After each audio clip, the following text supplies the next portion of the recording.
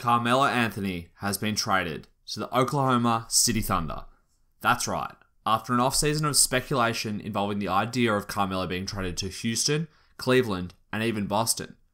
But the Oklahoma City Thunder have swooped in and stolen the prize from the rest of the league at absolutely bargain prices. They traded Enes Kanter, Doug McDermott, and Chicago's 2018 second-round draft pick for Carmelo Anthony. This video will be analysing the effect of the trade for both teams and judging just how good the Thunder can be. But before we get into that, I wanted to shout out Bill Simmons for predicting this trade all the way back on the 24th of July. We like to rag on sports writers for getting things wrong, so massive props for getting this one right. Now, let's get into the analysis. The first thing people love to talk about is who won the trade and by how much. I think it is pretty clear that the Thunder won this trade. Carmelo Anthony may not be in his prime, but he's still an exceptionally talented offensive player and is not the biggest liability on defense. I think this is the kind of trade that New York sort of had to make. It was clear they weren't making the playoffs and would be heading for a top draft pick. But Melo still adds wins to a team, and the Knicks couldn't afford those wins. And Melo wanted to play for a winning team, and thus it was a mutually beneficial scenario for both parties. And getting Enes Kanter is also pretty good for the Knicks. I think Kanter is quite underrated around the NBA, mainly because he is an absolutely horrific pick-and-roll defender, and that's what gives him this reputation. And there is no denying it, he is pretty bad at that aspect of the game. But there are rumours, as there are every NBA offseason, that Kanter has actually shed weight in an attempt to become quicker at moving laterally and thus a better pick-and-roll defender. We will see in the season if Kanter has actually improved on the pick-and-roll defense, or if it is just your standard offseason rumour. However, Kanter is really good at many other areas of the game. On the defensive end, he actually makes for a great post defender and proved in the 2016 playoffs that he could guard some of the best post players when he helped shut down LaMarcus Aldridge and the 67-win Spurs to help OKC to the conference finals. He's also an incredibly gifted offensive big man who can dominate in the post or in the pick and roll and the pick and pop. I think he's also a great fit next to Kristaps Porzingis, as he is used to not being the focal point of the offense, and New York will be modelling themselves after Latvia as Kristaps becomes the primary offensive option for the first time in his career. This is another big benefit for the Knicks despite them losing the trade objectively, as it will allow Porzingis all the room to develop and grow into his full potential. Porzingis is going to thrive in an offense without Anthony, as he will feast on pick and pops, pick and rolls, and the action running through him in the high and mid posts. This is exactly what he did for Latvia in the Eurobasket, and he absolutely dominated whilst doing so. Knicks fans should be exceptionally excited to watch their new star thrive this year. Furthermore, I think KP is the perfect big to cover some of Kanter's flaws. Porzingis is so long that he can protect the basket as the third man covering the pick and roll, and will help make up for Kanter's errors in pick and roll defense. The defense will be far from perfect, but it isn't going to be as bad as people will predict. But now, let's get to the effect this trade has for OKC, and what an effect this has. I already loved the Thunder as a team this season and thought that they would have a great chance to push for a top 4 seed in the West and even the Western Conference Finals. With Westbrook, Andre Robertson, Paul George, Patrick Patterson, and Steven Adams, they looked like a defensive powerhouse, and the addition of Carmelo Anthony makes them a team with many layers on both ends. Westbrook struggled this season with the lack of offensive firepower on the roster. He creates more gravity when driving to the rim than almost any other player in the NBA. But when he kicked it out, the players couldn't capitalise on the space or knock down the open threes a lot of the time last year. The additions of Paul George and Carmelo Anthony will completely change this. Running a pick and roll with Adams and Westbrook will be almost impossible to guard. Are you really going to sag off of Melo or Paul George to cover the role? You are definitely not. And when OKC look to replace Roberson with Alex Abrinas off the bench, they'll have 3 deadly 3-point shooters surrounding Russ and Adams diving to the rim.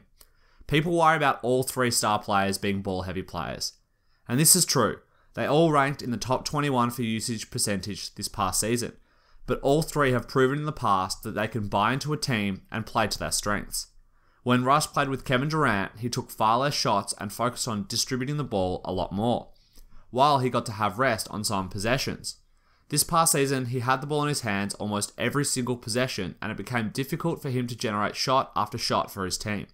I'm sure Russell Westbrook will look forward to taking some possessions off again as Melo goes to work on the block or Paul George works his way to score. Melo himself has been hailed as one of Team USA's greatest players, and everyone knows the jokes and comments about Olympic Melo, The player who thrives off of the ball and knocks down threes with the absurd amount of space he gets when surrounded with other great players. But what most people don't know is that his three-point shooting translates to the NBA. Melo averaged 40.4% on spot-up three-point shooters over the past season with the Knicks, in an offense where he hardly gets any space at all. Imagine him this season, coming off screens or just when he isn't the main focus in an offensive set. Defenders are going to have to help off of Melo every now and then, and when they do, he will make them pay. Melo is also notoriously good at hitting threes as the trail man in transition. When his guards drive and push the ball up and get collapsed on, he frequently glides down the court to the top of the three-point line and will receive the ball open as the defense panics and attempts to close out. I expect to see a lot of these shots in the coming season, as Russ and Paul George get out in transition and force the defense to focus on them, before Melo buries them and makes them pay. On top of this, Melo has a ton to prove this season. He was recently named the 64th best player in the NBA, and took personal offense to this and will come out with a fire in his belly. I can also see Melo heading up a bench unit for the Thunder, one which will be heavy on defensive role players and Carmelo. And this is where they will give Melo a lot of his post and isolation touches as he goes to work. This will allow Russ the rest he desperately needs. Multiple times in the playoff series against the Rockets, we saw the Thunder build a lead, only to lose it the second Russell went to the bench. This should no longer be the case, and will allow everyone on the team more rest and less stress on their bodies through the regular season. And then there is Paul George, a versatile wing player who is almost a Tracy McGrady light version, a guy who can do it all on the court and do it all well. Paul George will be the oddish one out, as he has never really been a second option on a team since he hit his prime, but I think he will slot in well, as he will thrive receiving the ball with more space as well. Defenders will also have to close out rapidly, as PG can shoot threes well and has an incredibly high release point, making it even harder to contest his shot. But if they close out too quickly, and PG pump fakes and drives, he'll easily get into the paint and has proven he is more than a capable scorer in these areas. But the best thing about Paul George will be his defense as a wing, and this is the area that I believe make the Thunder potentially the best team to try and stop the Warriors. Now, I'm not saying that they will stop the Warriors, but simply that they have a chance to do so.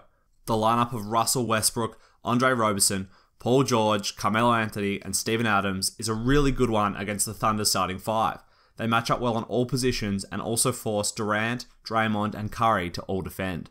Then, when Golden State goes small, the Thunder can roll out a lineup of Westbrook, Alex Abrines, Paul George, Melo, and Patrick Patterson.